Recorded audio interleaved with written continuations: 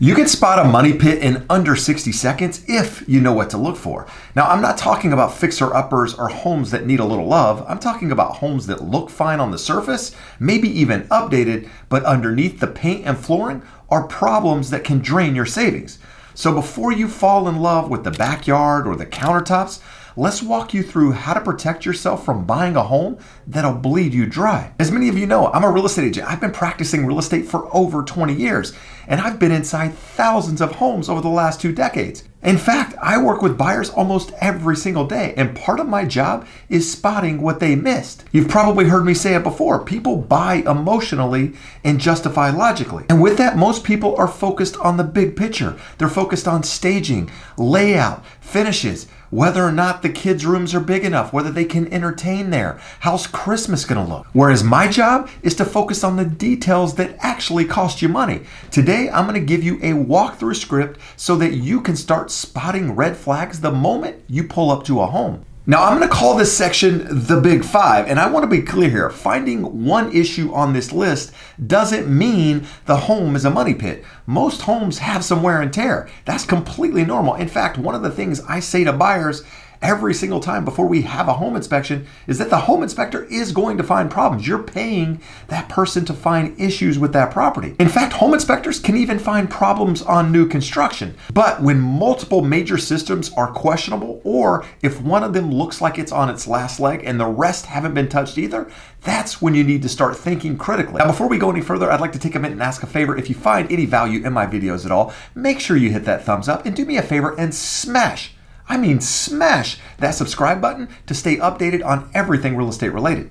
Now, one of the easiest things to spot as soon as you pull up to a home is the roof. I want you to look for curled shingles. I want you to look for shiny bald spots, missing pieces, or even dips or waves in the roof. I want you to pay attention to the ridge caps in any areas around the chimneys or the flashing. On top of that, I want you to look to see if there are multiple layers of shingles, which typically means it was done cheaper, but it also shortens the lifespan. Replacement cost on a roof can range anywhere from, say, $10,000 upwards of $100,000, depending on the size and the materials. Now, the second thing I want you to focus on in the Big Five is the foundation. I want you to look for diagonal or stair-step cracks in stucco or concrete, especially ones that are wider than, say, a quarter. Stick a golf ball or a marble on the floor in the interior of the property, and if it rolls one way, you might have settling or, worst case, structural movement. Now, I've been doing this long enough where I can walk around a property and kind of feel if the floors are uneven. Now, I'm not talking about the soft giveness in, say, laminate flooring or vinyl type flooring, because those floorings do have a little bit of give when you walk on them, and that's because they contract and expand depending on what the weather looks like. I'm more talking about floors that are actually uneven, and you can tell that a lot of times by looking at doors that stick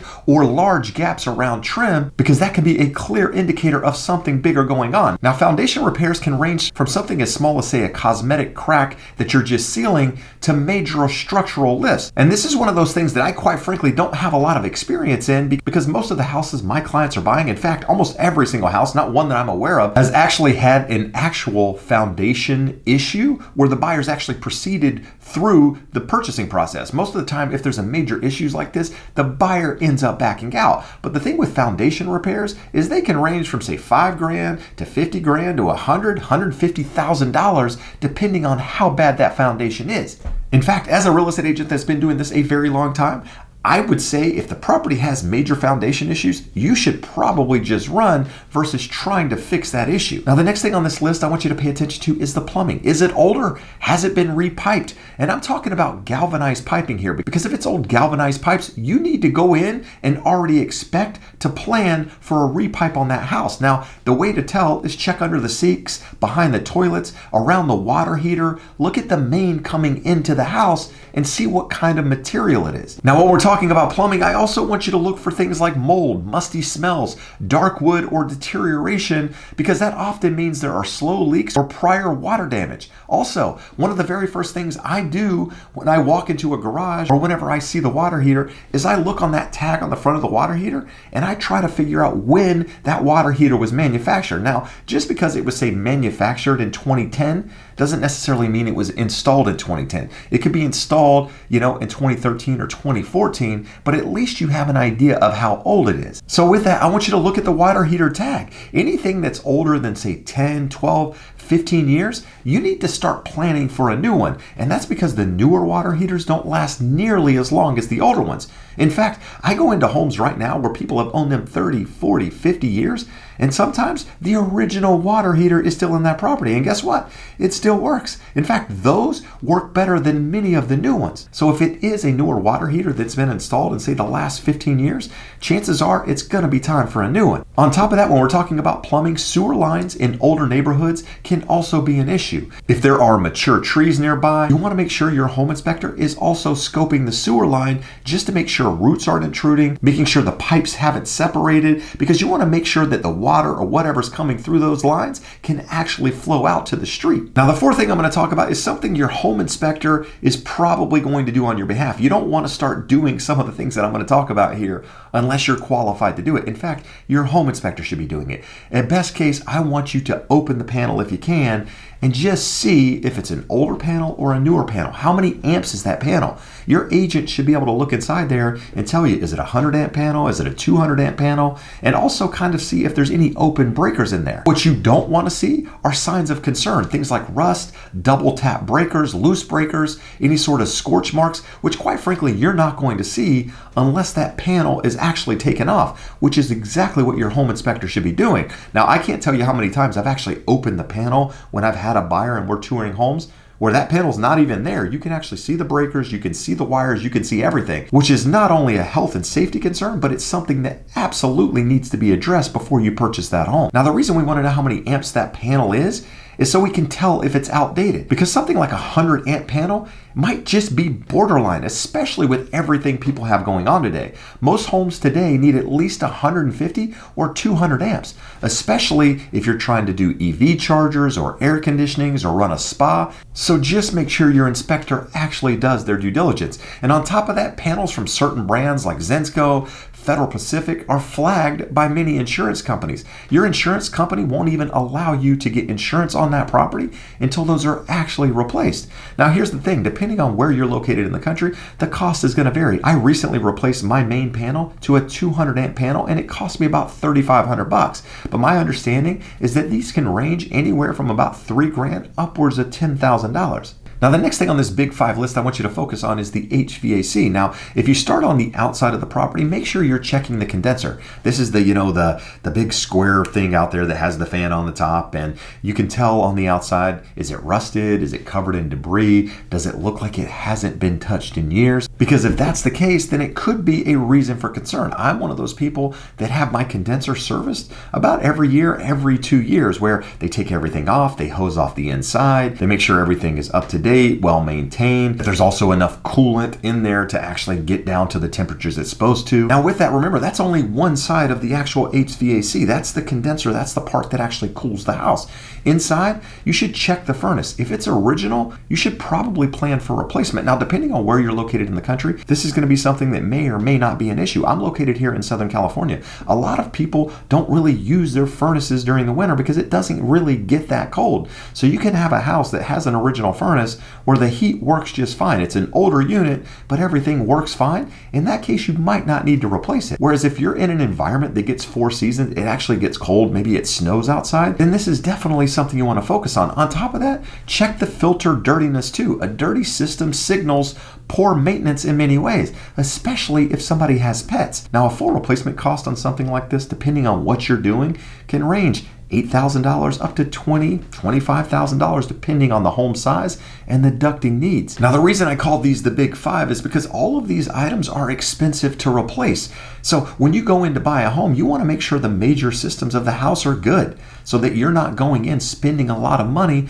on things that cost a lot of money. You know, things like the roof we mentioned, the plumbing, the HVAC, the water heater. You know, all of those things are high ticket items and they can be very, very expensive to replace. But here's the thing, red flags don't always look like damage. Some of the worst signs are cover-ups. But here are the things that I look for when going through a property. A lot of properties these days have been remodeled, they've been upgraded, they've been flipped. And I want you to focus on sloppy remodels, crooked cabinets, uneven tile work, cheap laminate, or sometimes gaps in the baseboard suggest poor craftsmanship. or in some cases, somebody that doesn't know what the hell they're doing. And what I often tell buyers is if the cosmetic work was rushed, the things that you can actually see, it raises questions about what's actually underneath it. What's behind the walls? What can't you see in that property? In addition to that, if you live in an area where there are garage conversions or enclosed patios, you need to focus on whether permits were actually pulled. Now, in many cases, they weren't.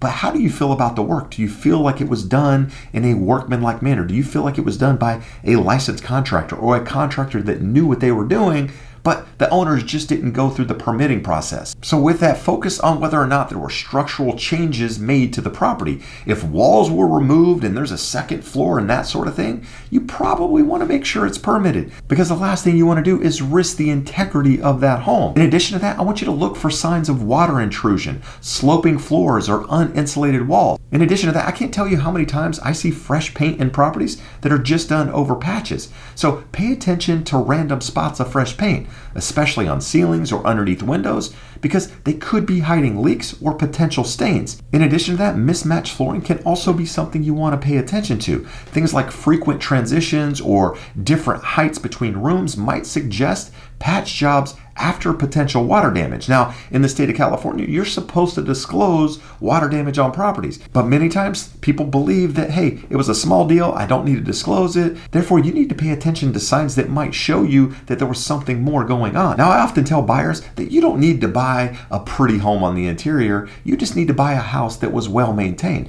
where it has good bones, where you can go in and do the things that you want to do to that property. So with that, I want you to pay attention to signs of neglect. Neglect tells you how the home has actually been treated.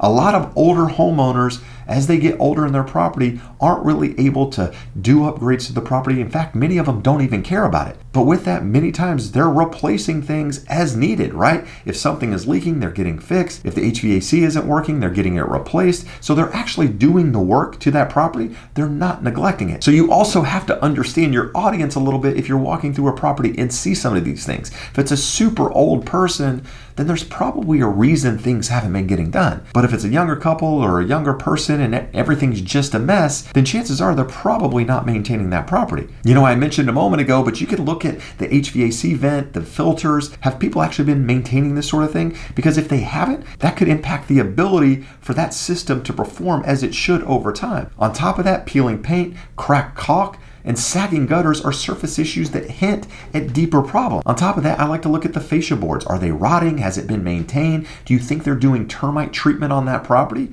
How about the fences? Are they leaning? Are the sprinklers broken? Because in many cases, these aren't just eyesores, but they're clues to pay attention to. So I want you to look for how the yard and the exterior are maintained. If they're being neglected, then I want you to ask yourself what else is. And while we're talking about the outside, I want to talk about a pool. I want you to check the coping around the pool. What does the texture look like on the bottom of the pool? How does the equipment look? Are there any visible leaks on that property? Pools, they're very, very expensive to fix. They're very, very expensive to maintain.